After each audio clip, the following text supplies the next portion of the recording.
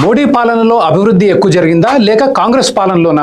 రెండు పార్టీల కూటమి ప్రభుత్వాలు చెరి 10 సంవత్సరాలు పాలించాయి. కాబట్టి రెంటిని పోల్చడానికి ఇది సరైన సమయం. నేను వాడిన సోర్సెస్ డిస్క్రిప్షన్ లో పెట్టాను. సంకోచం లేకుండా శల్య పరీక్ష చేయండి. జీడిపి దేశ ఆర్థిక ప్రగతికి ముఖ్యమైన కొలమానం. మనది $4 ట్రిలియన్ జీడిపి. ప్రపంచంలో 4వ అతిపెద్ద ఎకానమీ అని కొందరు కాలర్లు ఎగరేస్తుంటారు. 4వ అతిపెద్ద ఎకానమీ అంటే ప్రపంచంలో 4వ అత్యంత సంపన్న దేశం అని కాదు. జనాభా ఎక్కువగా ఉంటే సహజంగా జీడిపి ఎక్కువే ఉంటుంది. మన జీడిపిని 140 కోట్ల జనాభాతో భాగిస్తే పర్ క్యాపిటల్ జీడిపి వస్తుంది. దాని ప్రకారం ప్రపంచంలోని 195 దేశాల్లో మనం అట్టడుగున 136వ స్థానంలో ఉన్నాం. అంటే మనది కటిక బీద దేశం అని అర్థం. ఇక మోడీ గారి హయాంలో జీడిపి లెక్కించే విధానం బీజేపీకి అనుకూలంగా మారింది. మార్చినా కూడా కాంగ్రెస్ 10 సంవత్సరాల పాలనలో జీడిపి 94% పెరిగితే బీజేపీ 10 ఏళ్ల పాలనలో 77% పెరిగింది. ఇక పర్ క్యాపిటల్ జీడిపి అంటే సగటు మనిషి జీడిపి కాంగ్రెస్ హయాంలో 69% పెరిగితే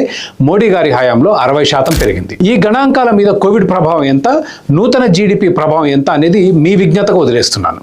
నేను ఇవ్వబోయే మిగిలిన గణాంకాలు వాదనకు తావులేని పక్కా రకం. స్టాక్ మార్కెట్ సెన్సెక్స్ 2004 మార్చి నుంచి 2014కి 300% పెరిగితే మోడీ గారి హయాంలో 2024కి 229% పెరిగింది. కాంగ్రెస్ 10 ఏళ్ల హయాంలో ఎగుమతులు 273% పెరిగితే మోడీ గారి హయాంలో 76% పెరిగాయి. విదేశీ పెట్టుబడులు కాంగ్రెస్ హయాంలో 646% పెరిగితే మోడీ హయాంలో 79% పెరిగాయి. ద్విచక్ర వాహనాల అమ్మకాలు మధ్యతరగతి ప్రజల ఆదాయానికి మంచి సూచిక. కాంగ్రెస్ హయాంలో వార్షిక అమ్మకాలు 10 ఏళ్లలో 158% పెరిగితే మోడీ హయాంలో 23% పెరిగాయి. కార్ల అమ్మకాలు ఎగువ మధ్య తరగతి ఆదాయానికి అద్దం పడతాయి. కాంగ్రెస్ హయాంలో 10 ఏళ్లలో వార్షిక అమ్మకాలు 145% పెరిగితే మోడీ హయాంలో 65% పెరిగాయి. మోడీ గారు అన్నిట్లో వెనుకబడ్డారనలేదు. ప్రభుత్వ అప్పు కాంగ్రెస్ హయాంలో 217% పెరిగితే మోడీ హయాంలో 189% పెరిగింది. అంటే కాంగ్రెస్ కన్నా మోడీ గారి ఆర్థిక క్రమశిక్షణ పిసరంత మెరుగు. మోడీ గారు మినిమం గవర్నమెంట్ మాక్సిమం గవర్నెన్స్ తెస్తానని అధికారంలోకి వచ్చారు.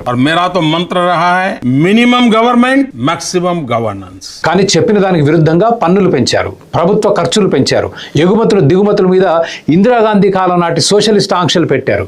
లక్షల కోట్ల ప్రజాధనాన్ని నాశనం చేస్తున్న ప్రభుత్వ రంగ బ్యాంకులు, బిఎస్ఎన్ఎల్ వంటి సంస్థలను అమ్మకుండా బెయిల్అవుట్ చేశారు. గుజరాతీ వ్యాపారస్తులకు ప్రత్యేక సహాయ సహకారాలు అందించారు. దీంతో దేశ ఆర్థిక ప్రగతి కుంటుపడింది. కాంగ్రెస్ పాలనలో చైనాని అందుకోలేం, మోడీ గారు వస్తే డబుల్ ఎంజిన్ సర్కార్ తెస్తారనుకున్నాం.